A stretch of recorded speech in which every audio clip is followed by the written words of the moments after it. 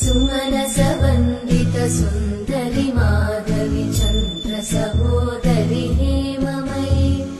मुनिगणवन्दित मोक्षप्रदायिनि मञ्जुळभाषिणि वेदनुते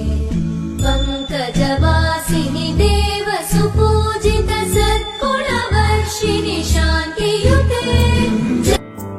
कनकासुनं तानननं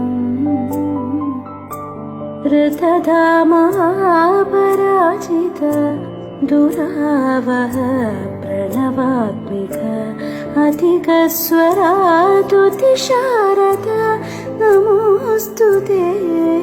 श्यामाम्बरं मुखसागरं तुलसीदलम् अतिसुन्दरम्